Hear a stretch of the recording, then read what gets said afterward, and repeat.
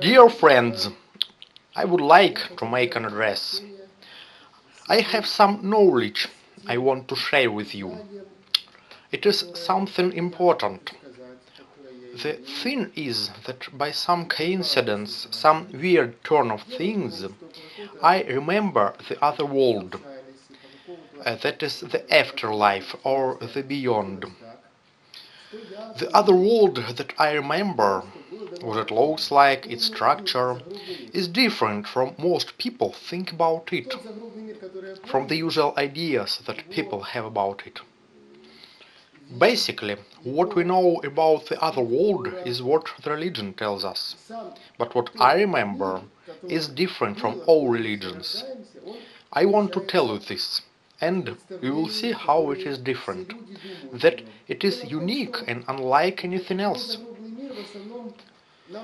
The uniqueness of my knowledge confirms its veracity. What I am going to tell you cannot be invented. You cannot fantasize it, since one fantasizes based on some facts. We can fantasize, but we use real people and events, and think of a story based upon them. Many religions have a lot in common. Science explains the world, but it fails to explain how it came into being either. The knowledge I wish to share is unlike any religious or scientific theory or concept. And this uniqueness proves it to be true. This is true knowledge that cannot be simply invented out of nothing. The other proof of my knowledge authenticity is that my knowledge explains all the mysteries and puzzles about the beyond that exist nowadays. And it also provides answers to any questions about the beyond, about the creation of our world and the man. So, what I am going to tell you explains the fundamental question: how our world was created. The thing is that science and entire human knowledge explore two basic problems, and there is a third problem associated with them. The two initial problems were perception of the world and the origin of the world. A third problem emerged based upon the two: how we should build our society and make sure it is human, happy, offers growth, development, etc. But we cannot build our society, its concept, cannot set the rules for the life without knowing the origin of the world.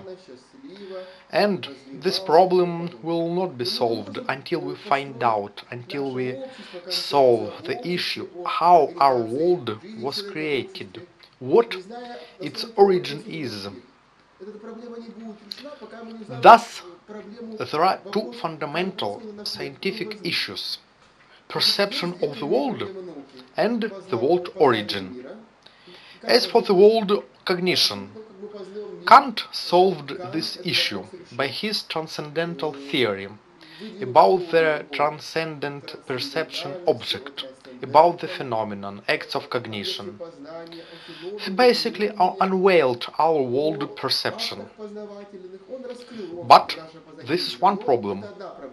Yet the second problem is still there. It is the question how our world came into being. Science cannot give an answer to this question. Well, it can, but only partly. It cannot give an irrefragable answer, because neither the Big Bang theory nor other theories, expansion, compression, explain all that we have. For example, according to modern physics, an atom consists of a nucleus and electrons flying around it. Suppose we magnify it so that the nucleus is of the sun's size. Let's suppose we zoom the atom. Then the nearest electron is going to be about the Earth orbit. And what is in between? Nothing. So what we have here, nothing. The table is nothing, etc. This cannot be. If we answer the question about the world origin, we will be able to answer the question of the man origin. Either the man originated from the monkey, if the world origin was natural, by going from small to big, or the world was created by God, and the man was also created by God, and lived by God's principles. So, if we just answer the question of the world origin, we'll have answers to the question of the man origin, his purpose, and we will be able to decide how to manage our society. When we know how to manage our society, the humankind will come to prosperity. We will have the paradise on the earth. So, this is the logical sequence of scientific cognition issues. The key issue is the world origin. I'm going to get directly to what I remember, so that you understand the essence if you are interested. No theory that exists now, neither a scientific or nor a religious one, explain correctly the world origin. No theory is completely true.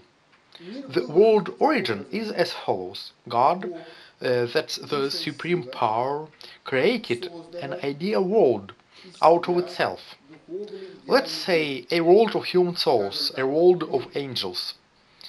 This angel world, the beyond, was similar to God and in line with his creation process. They are kind of smooth. That is, God did not create our earth. God created the beyond. And this is where, in the beyond, angels or souls, not humans, live and exist. These angels have a purpose, and because of this purpose they created this world, that is our world, to improve here. So, let's see, we are born, we die, we are angels. We exist in the beyond. This is the true world. We are born here for a while, then we die. But we live in the beyond. And we are born into our world. We are born here, live a life, die, and then return to the beyond. Again. So, let me stress once again, our world was not created by God, and it did not come into being on its own.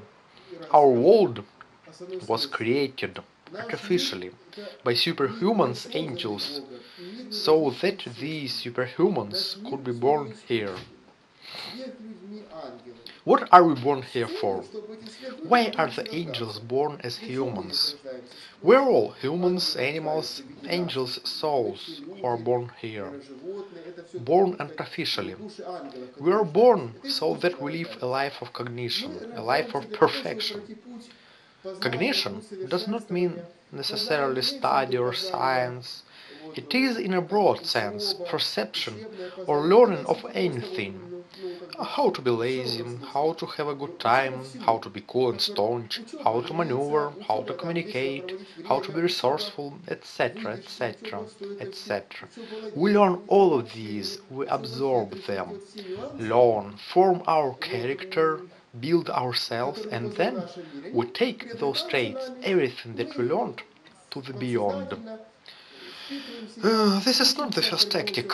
The purpose of the superhuman angel existence is such cognition and perfection.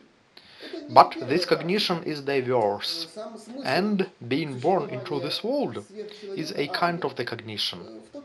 So, our world was created by superhumans, by ourselves, by the angels. It was created as a place where angels can be born, stay, improve and learn.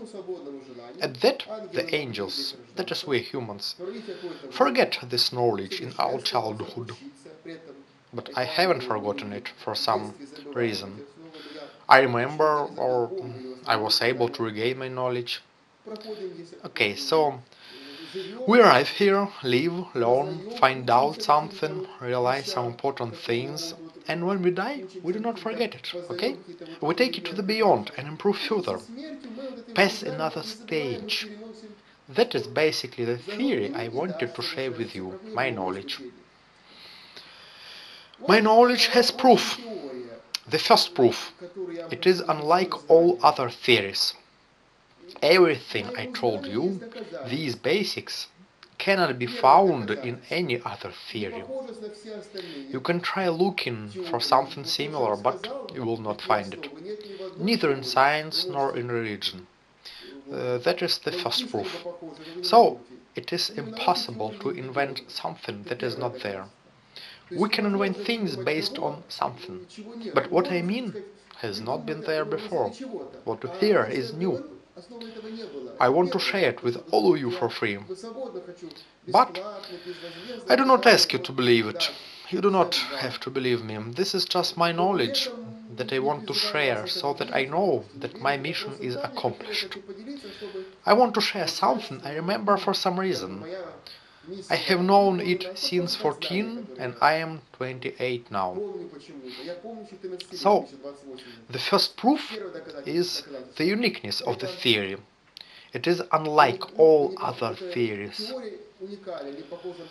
The second proof is that no science can explain the word origin, no religion can explain the word origin. But the world has come into being one way or another. If we see all of this around, there must be an answer to the question where it all originated from. It does not matter that neither religion nor science can explain the world's genesis. There is an explanation. We just have not arrived at it yet, and I want to give this explanation. This explanation, if it's true, is supposed to answer all the questions associated with the world origin, why the world was created, to what purpose. This theory that I'm telling, this knowledge, explains all the questions. This is the second reason why words are true. So, this theory, this knowledge that I have, answers all the questions, any question. How the world was created, to what purpose, why this way and not another. It has answers to any questions. It is an integral knowledge. It has no inconsistencies. It is complete. The integrity of the knowledge is proof of its authenticity.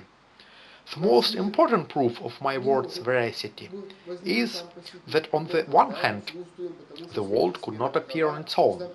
We know this, we feel this, because the world is too complex, and such a complicated system could not emerge on its own. You know physics constants and components, there are tons of them. They are all very accurate and depend on each other. There is a fine balance. For example, if the gravitational constant were smaller or higher, the world would disappear. If it were smaller, the world would expand. If it were higher, it would collapse. But there are many constants, and they could not appear on their own. One or two maybe, but their quantity and complexity leads us to an idea that there was someone behind it. So, our world was created. By whom? By God? Here is another answer, another trouble. Those who are interested in religion know that there is no answer to the question why there is free will, why God does not punish for evil and humans can do it. On the one hand, the world was created, but on the other hand, not by God. God left this world. It is what it is. And it seems there is no God here. How do we explain that? My knowledge has an answer. There is another proof. Look, there are many religions. National religions, world religions, Christianity. The proof of Christianity, eternal flame in Jerusalem. It starts on its own. Isn't it a miracle? It is. So there is God. There is. Is Christianity true? It is. Now look at Hinduism. They give milk to the statue, and Buddha drinks it. Is that a proof? It is. How come? How can all of it be? Each religion has an explanation for God, and each religion has its miracles that prove God's existence according to these religion concepts. If there were only one God, for example, Christian God, Catholic, only the Christian proof would work, candles would kindle. But there are proofs in many religions. So many religions are true? How come? This is also proof of my words. It is made up artificially by superhumans, angels, so that the man does not lose belief. Different peoples have different beliefs, so proofs are distributed for various religions. If this were not true, if there were only one God who created this world, there would be no miracles that happen to different religions. There would only be one true religion that would be endorsed by God, be it Christianity or Islam or Buddhism, Judaism or whatever, but multiple religions have their own miracles. This is inexplicable. Yet my theory, my knowledge explains that. Let me digress a little. I would like to tell you that I have recently published a book titled Biorhythms, a guide on how to become happy. If you are interested in what I am telling, please visit the Amazon website. There is a link to Amazon below this clip. You may like my book about biorhythms and you may benefit from it, may become happy. The book is interesting, but I'm just telling about it because I want to state one idea. The main puzzle is how our world was created. If we solve this mystery, we can then solve many other problems. Eternal life, artificial intellect, creation of a perfect society. We cannot solve those tasks without knowing how our world came into being and how the man was created. No religion, no science can answer this question in detail completely. I remember what it had been like before I was born, and I want to tell you. I do not urge you to believe it, it is up to you. All I want to do is to share my knowledge, to tell you what I remember. And you should know, because I believe that the modern person should know this. My knowledge must not vanish when I die, because no one has had it before. So I have told you the basics of my knowledge. In the next lectures I'm going to tell you more in detail about everything I remember. Once again, please have a look at my book if you are interested. Best regards. Truly yours. Dmytro Kviatkovskyi. Goodbye.